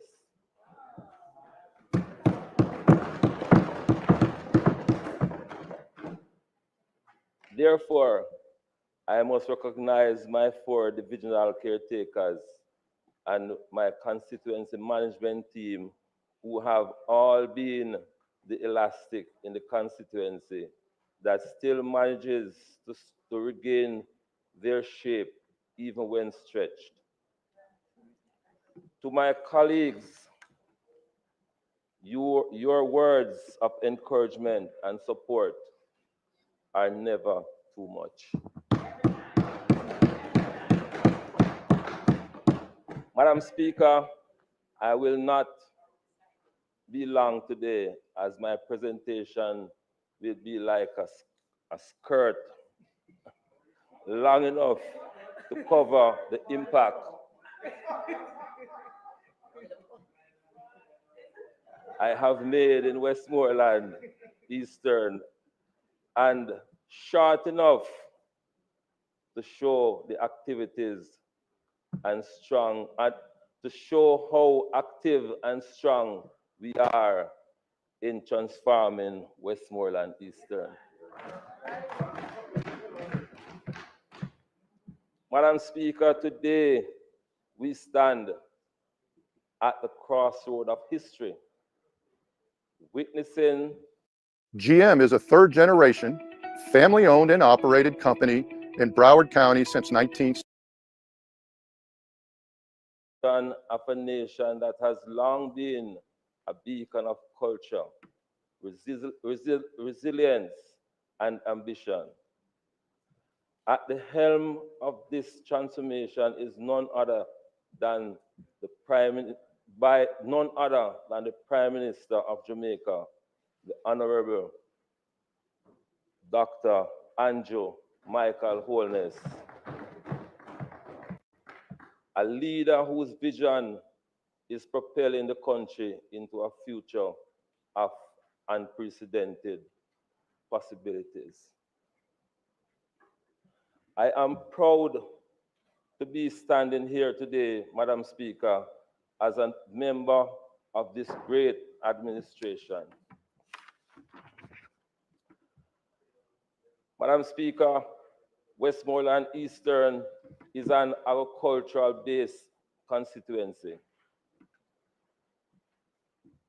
Our farmers and fishers form the backbone of the local economy,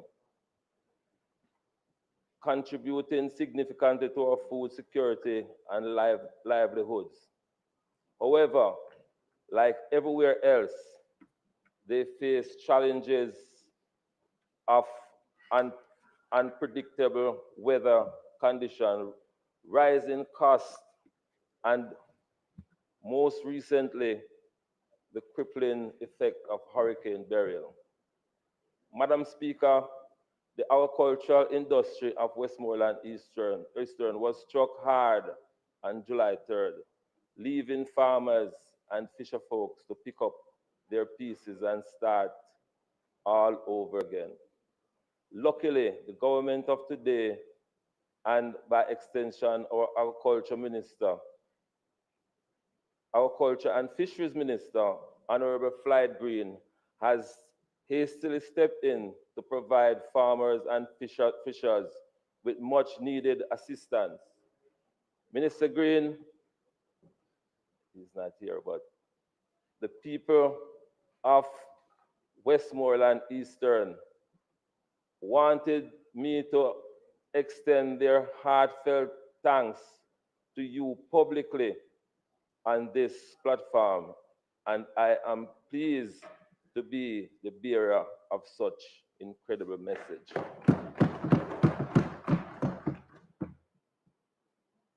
The Honorable Minister has also committed to upgrade our fishing infrastructures with cold storage and better docking facilities. Looking forward to a greater days ahead.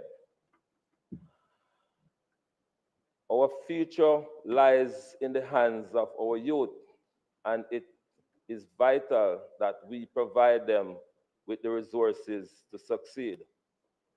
Again, Madam Speaker, burial with destruction under her breath, hurricane rampage through the schools in Westmoreland Eastern, leaving behind a trail of devastation. No school was spared from minor to major damages. After Hurricane Beryl, we work hard through our dedication and hard-working former Minister of Education, the Honorable Favor Williams, to have our schools ready for September 2024 academic school year. Madam Speaker, I am pleased to report that Belmont Academy, New Works Primary, and Mad McLeod and Carmel Primary, which were hardest hit, were repaired just in time for September 2nd, 2024 academic school year. As usual, Madam Speaker, in ensuring that our students are ready for the new school year, we hosted 4 back-to-school medical treats where we did free medical, dental, eye testing, and supplies to students in attendance with school supplies. Madam Speaker, over 3,000 bags and school supplies were distributed. Additionally, we allocated $4 million towards book vouchers for students. Madam Speaker, I must also extend the greatest of appreciation to the government of Jamaica and by extension, former Minister Favor Williams for the additional $3 million towards tertiary grant, and which provide opportunity for many tertiary students in Westmoreland Eastern. Madam Speaker, I am so proud of the young people who are embracing the training opportunities provided by Hard Trust NSTA. These programs are giving them the skills they need to build a brighter future. And I have seen the incredible energies,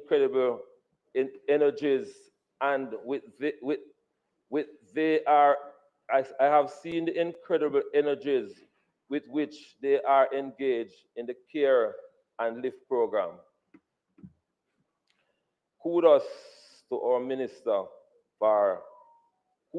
our Prime Minister for his visionary initiatives. The New Works and Beaufort Primary will be benefiting from public and private partnership, where both schools are expected to be retrofitted with computers, labs, and digital libraries.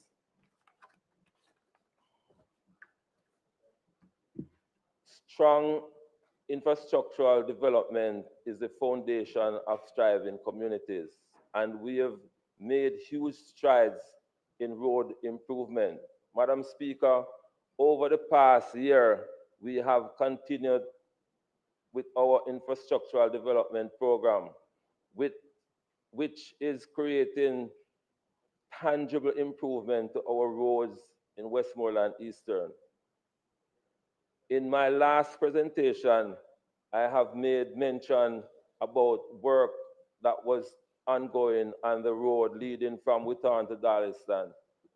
This road is now fully rehabilitated.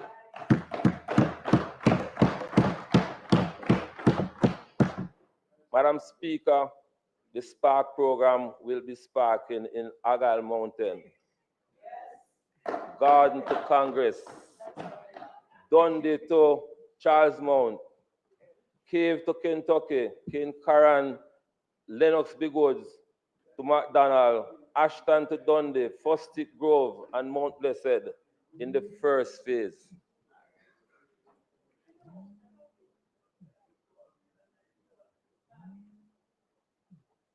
Additionally, Madam Speaker, with the REACH program, we will be reaching roads such as Content to Darliston, Point to Ashton, bottom of Red Hill Road, section of Big Woods, Haas Pass to Amity, and section of Yorkwood and York in Betheltown, just to name a few. Thank you. Madam Speaker, with the new announcement by our Prime Minister, we are expecting a much smoother ride into the new year, as most of our main roads will be addressed.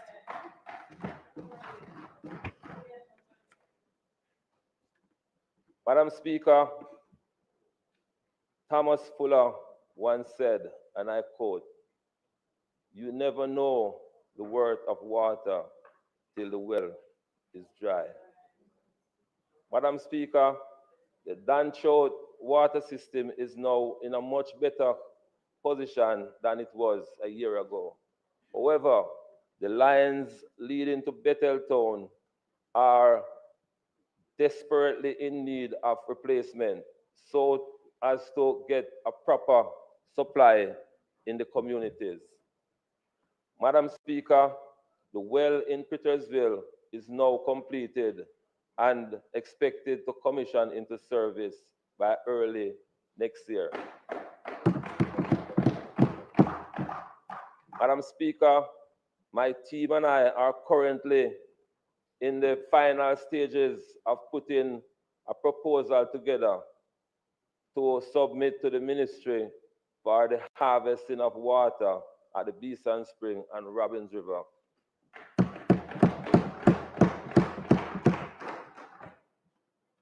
Access to the internet is no longer a luxury.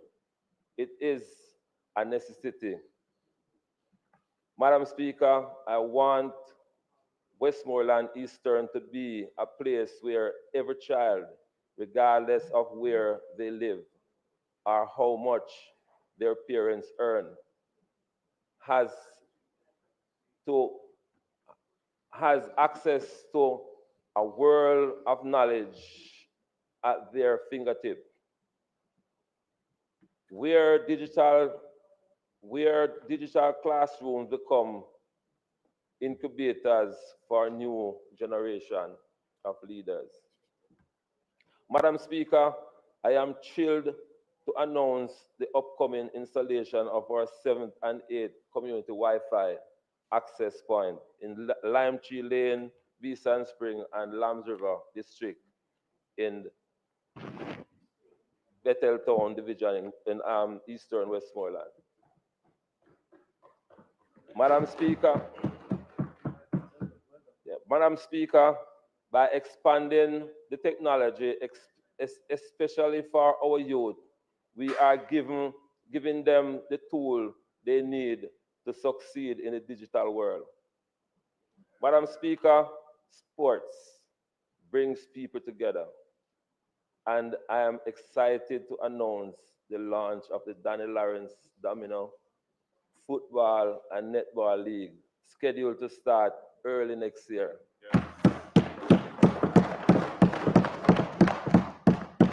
These events will bring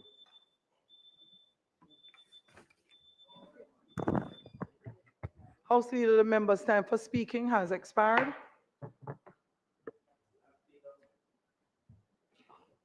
Madam Speaker, the member time has expired. May I ask that you grant him additional 5 minutes? 5 minutes in order to complete his presentation, if you may.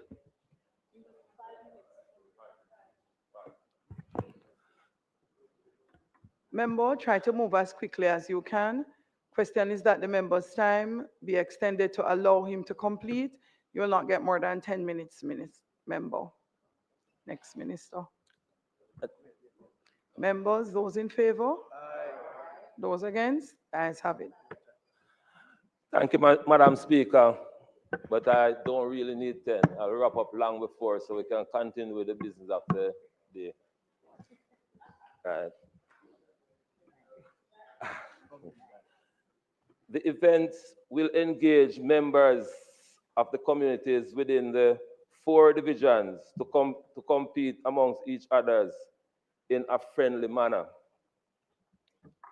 In concluding, Madam Speaker, in this moment, we are witnessing the dawn of a new era, one where dreams of people in Westmoreland Eastern are being fulfilled, and where the next generation will look back and say, this was the moment when Westmoreland Eastern truly become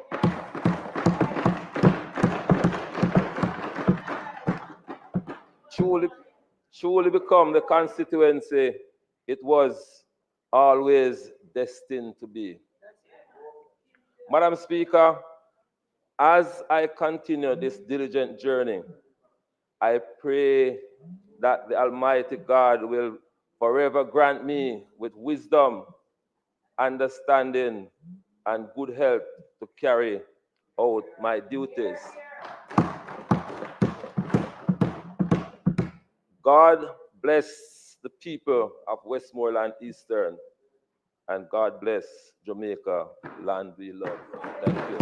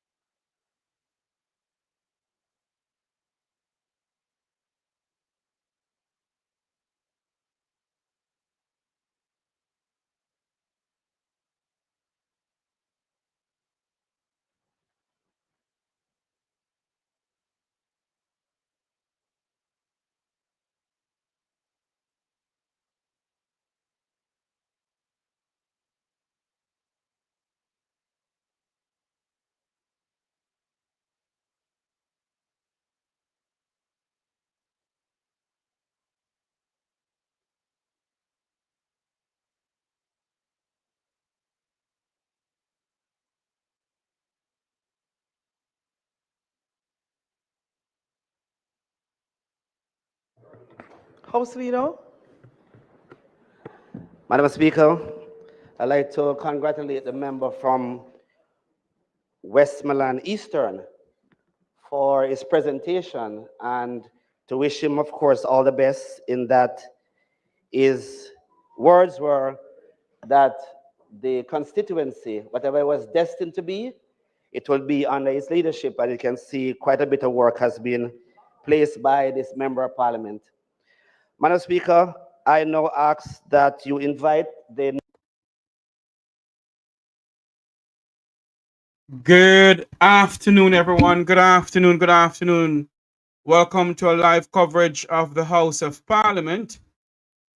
We're going to break away from this sitting in just a moment and bring you live coverage of Michael Manley's birthday celebration. So stand by for live coverage of Michael Manley birthday celebration. As soon as that gets underway, we will bring it to you live. So we're going to break away from the live stream of Parliament as soon as the proceeding starts with the Michael Manley Centennial 100th birthday anniversary. The guest speaker at this celebration will be the Prime Minister of Barbados, Mayor Amoy Motley. So stand by for live coverage of Michael Manley's birthday celebration. We go back over to the House of Parliament where Michelle Charles is on her feet.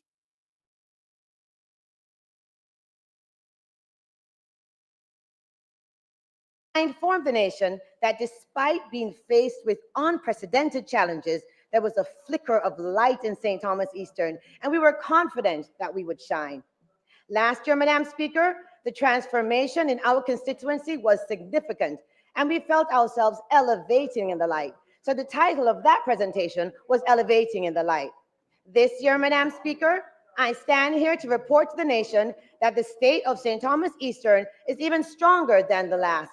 And I say to the residents who are experiencing this industrial revolution after almost 28 unbroken years of stagnation and darkness, and who can literally see that we are better off today than we were 4 years ago, I say to my St. Thomas Eastern family through you, Madam Speaker, the whole world is looking and they can see our light shining. So don't let your light go out. Hold on to your victory.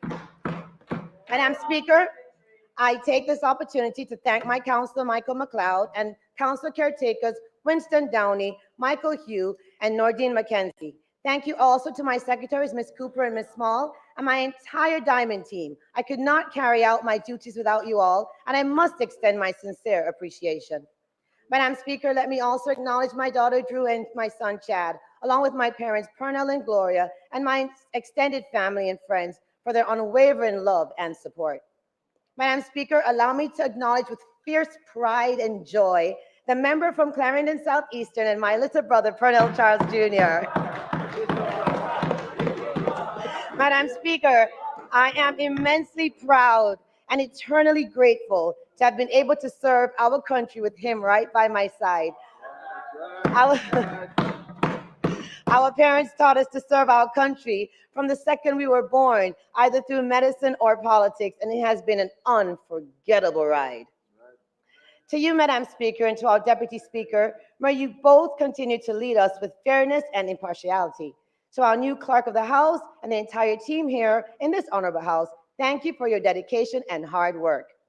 Madam Speaker, allow me to acknowledge with deep appreciation our Honorable Prime Minister, my parliamentarian colleagues, and the Jamaica Labour Party team who continue to support me as we all work together to build a Jamaica we can all be proud of.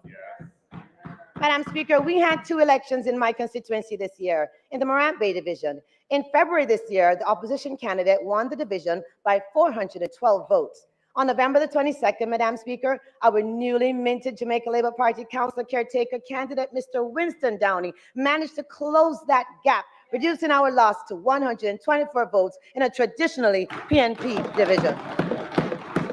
Madam Speaker, I would like to especially thank Ms. Rihanna Wright and her team who worked tirelessly. I would also like to thank Deputy Leader James Robertson and all of Area Council 2 and everyone who took the time out to help with the by-election, including you, Minister Chuck, and everybody. Madam Speaker, they over there had this division for close to 30 years with no development. But our government has brought infrastructure, rehabilitating several roads, and everywhere you go, you can log on to free Wi-Fi. Thank you to Universal Service Fund. Madam Speaker, the Rudolph Elder Park will be completely rehabilitated, and we already have a brand new highway which comes with new water pipes and fiber optics. Our government is building the largest urban center in the Caribbean, slated to open in just a few months and bring in over 4,000 jobs. It is this Andrew Holness-led government that is building Morant Bay, Madam Speaker. St. Thomas has been known as a forgotten parish for years, and they just break ground and toss dirt and shut down things like the Goodyear factory. We bring in cement and block and Kentucky Fried Chicken. So when you look at that space, you say to yourself, built by labor. And Madam Speaker, there's much more to come in Morant Bay. Let me thank TBDCO and the Minister of Tourism for assisting us with building a brand new bathroom and changing area at the Morant Bay Fishing Village, well needed. Madam Speaker, in my second presentation to this House in 2022, we had the audacity to ask the government to consider transforming the old courthouse in Morant Bay into a national museum, which would keep the history of St. Thomas alive. I'm happy to report that the procurement process to engage the services of a consulting firm to design the museum is underway. The tender process closed on November the 11th. A technical committee was formed to evaluate the bids. Is expected to complete the evaluation process by December 12, 2024. It's expected that the design component will be completed by the end of the first quarter in the next financial year. Madam Speaker, the residents of St. Thomas Eastern know that the light is shining. They know that we are a government that they can depend on. And I say to the residents, through you, Madam Speaker, don't hide your light under a bushel. Hold it up and show the world that the light is shining. Don't let your light go out. Hold on to your victory. Madam Speaker, during the period of 2023 to 2024, a total of 51 farmers benefited from water tanks, fertilizer, broiler chicks, and an additional 44 farmers have so far benefited from 2,200 baby chicks and 220 bags of broiler feed as well. We would like to thank the Minister of Agriculture and the member from Southwest St. Elizabeth for all that you have done to help our fishermen and farmers during the Hurricane Beryl Recovery Program and the Fisheries Productive Incentive Program. Thank you, thank you, thank you to the Minister of Agriculture and Fisheries. Madam Speaker, water is indeed the foundation of life. It's essential for human survival, and its importance cannot be overstated. So allow me to spend a few minutes on water. The demand for water in the towns of Morant Bay and East Prospect is steadily increasing due to population growth and planned development within our parish. In response, the National Water Commission is committed to ensuring a reliable water source to supply the capital town of Morant Bay and the growing towns of East Prospect as well. To address this demand, the NWC has identified key infrastructure improvements, including the rehabilitation of the relift station and the upgrading of the distribution network. This will involve the installation of 200 millimeter. We're going to break away from this live feed. We're going to go over to a different page as we break away from this live feed. Thank you all for watching. Come on over to the live coverage of the Michael Manley 100th birthday. Thank you all very much for watching. Go on over to our different feed that we have coming into us. Thank you all very much.